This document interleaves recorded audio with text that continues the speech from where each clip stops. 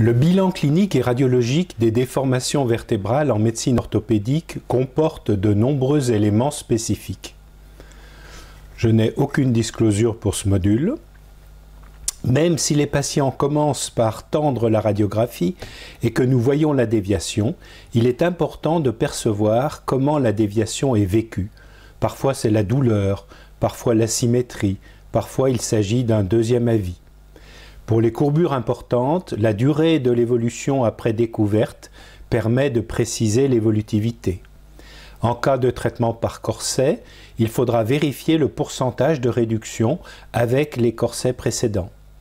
Le facteur familial est important, mais surtout, nous avons prononcé le mot corset ou chirurgie. Nous envisagerons uniquement les éléments spécifiques du bilan. L'évolution de la taille debout à chaque examen est l'élément le plus important pour le protocole d'ablation de l'orthèse. Le test de Risser, nous le verrons, est discutable car la pression du corset sur la crête iliaque peut modifier l'ossification. En cas de renouvellement, il faudra préciser administrativement la prise de taille et de poids. Une envergure faible peut entraîner des difficultés pour la toilette avec le corset. Une surcharge pondérale ou une maigreur anormale, pour ne pas dire anorexie, peuvent entraîner des difficultés de tolérance de l'orthèse. Nous avons vu dans le module de la croissance que les signes de Tanner ne sont pas fondamentaux. La position de référence est la position anatomique standard, pieds joints en rotation 0 ou, comme sur l'image, en rotation externe 15 degrés. Dans ce cas, la rotule se projette dans le plan frontal.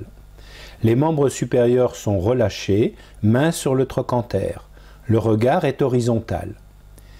Les repères anatomiques sont les suivants. C7 correspond à l'épineuse la plus saillante à la base du cou, c'est la vertébra proéminence. T7 correspond à la pointe des omoplates. L3 correspond au plan horizontal passant par les crêtes iliaques. S2 correspond au sommet du pli interfessier. En l'absence de système de topographie de surface, les photographies sont utiles pour suivre l'évolution d'une déformation vertébrale. Voici les clichés de base pour une angulation moyenne. Lorsque la courbure est plus importante, il est utile de photographier le profil concave et le profil convexe. Le bassin est la vertèbre pelvienne. L'appréciation du déséquilibre du bassin est effectuée de dos en plaçant l'index à l'horizontale sur les crêtes iliaques. En avant, on contrôle les deux épines iliaques antéro-supérieures. Il peut exister une discordance entre la mesure antérieure et la mesure postérieure. On parle alors de rotation du bassin. Lorsqu'il existe un déséquilibre, la question fondamentale est de savoir si une compensation par talonnette est utile. En statique, le déséquilibre du bassin peut être compensé par une attitude scoliotique et dans ce cas, l'axe occipital se situe sur la ligne verticale de gravité. Parfois, l'axe occipital sera déséquilibré du côté le plus court. En dynamique, lors de la marche, l'enfant compense habituellement son inégalité. Si la tête est déviée, il faudra envisager une talonnette. Lorsque la gibbosité se corrige avec talonnette, la correction aux 2/3 de l'inégalité radiologique est indiquée. L'asymétrie du pli de la taille est cotée de 1 à 4 selon la méthode Trace. L'équilibre des épaules est mesuré postérieurement au niveau de l'articulation acromio-claviculaire à la jonction entre trapèze et deltoïde. Le déséquilibre des épaules se mesure en millimètres. L'aspect esthétique se cote également selon la méthode Trace, avec 1 pour déformation minime, 2 modérées et 3 plus importantes. Les asymétries peuvent être portées sur un schéma tampon. L'index Pozzi a été décrit par Suzuki et mesure l'asymétrie dans le plan frontal. 8 points spécifiques sont nécessaires. Ils peuvent être mesurés sur une photographie, l'idéal étant un score de 0. Toutefois, les calculs sont complexes et perdent de l'intérêt par rapport aux informations fournies par la radiologie EOS, actuellement largement diffusée en France. L'équilibre des épaules conditionne la classification de Lenke. Il existe une relation entre déséquilibre des épaules et contre-courbure thoracique haute, mais pas de corrélation stricte. Lorsque les bascules du bassin et de l'épaule sont homolatérales, il existe une rotation du bassin et chez l'enfant une attitude scoliotique avec bassin inclus. Il existe également une relation avec la latéralité. Chez le droitier, l'épaule gauche est un peu plus haute et le bassin bascule en sens inverse. Le capteur, initialement perturbé, est podal.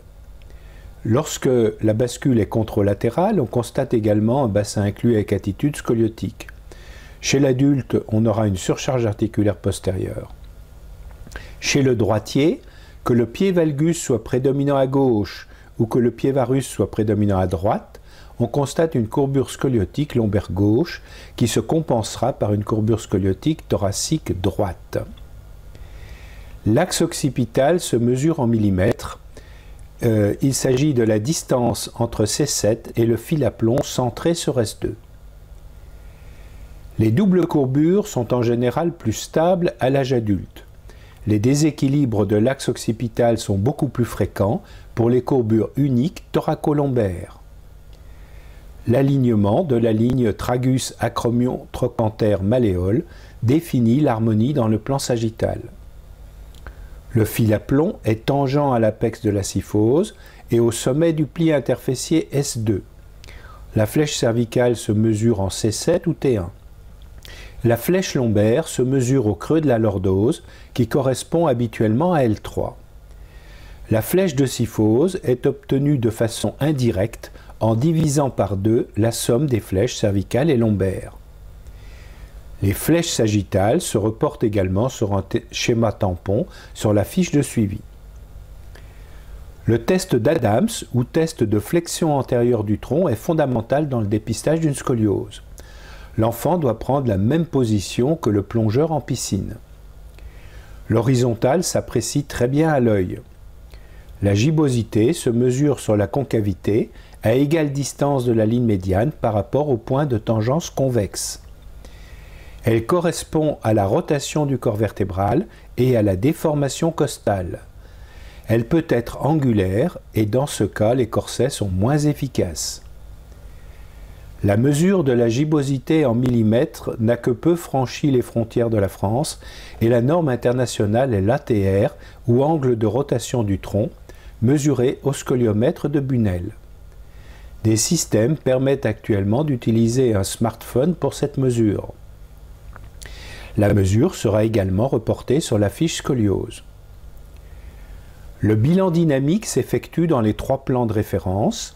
Dans le plan sagittal, la flexion antérieure du tronc avec mesure de la distance doigt-sol peut être limitée soit par le rachis, soit par les ischio-jambiers. Malgré la scoliose, l'asymétrie dans le plan frontal est rare. Dans le plan horizontal, on mesure la rotation de la ceinture scapulaire par rapport à la ceinture pelvienne. Dans la scoliose, on constate une diminution de la mobilité des ceintures à la marche. L'asymétrie rotationnelle de hanche est un élément pathogénique pour certains scoliologues. On la retrouve souvent chez les patients algiques.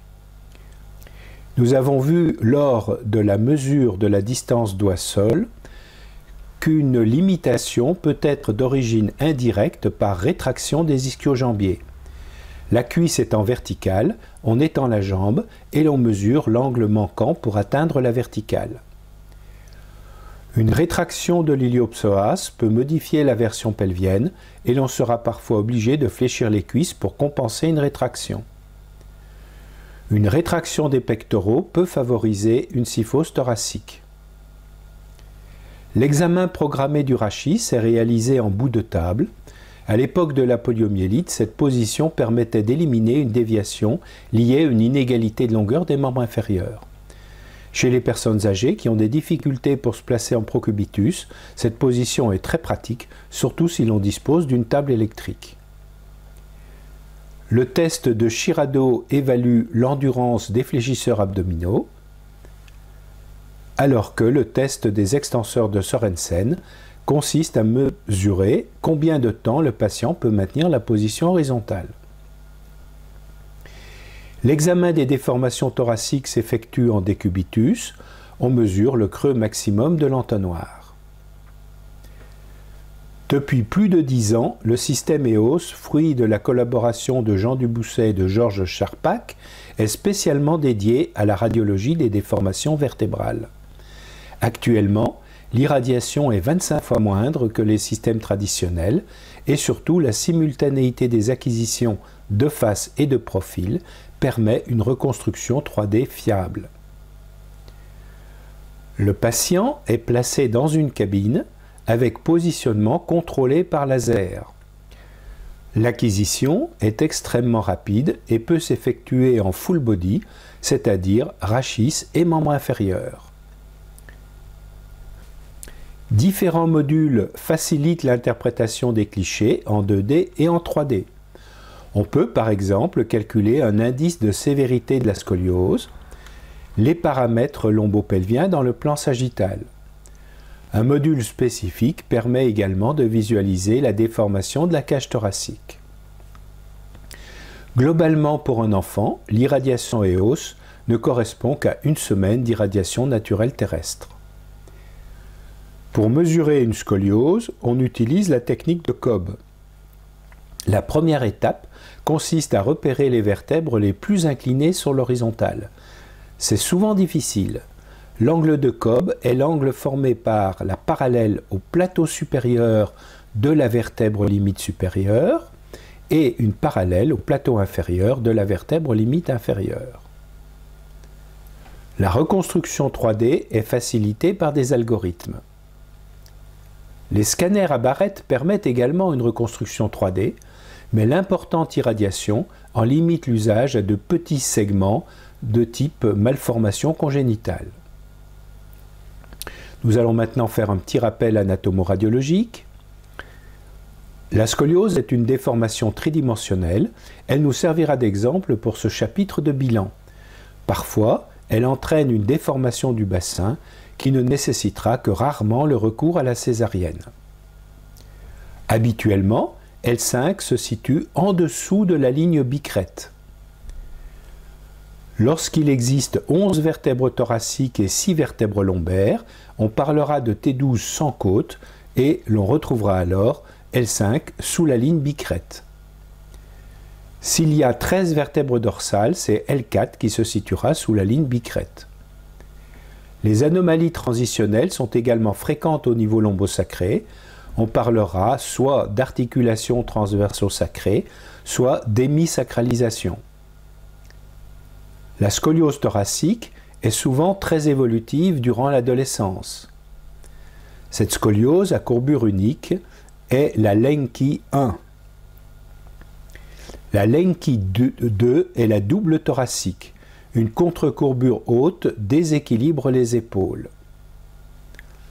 La scoliose thoracolombaire est souvent déséquilibrée.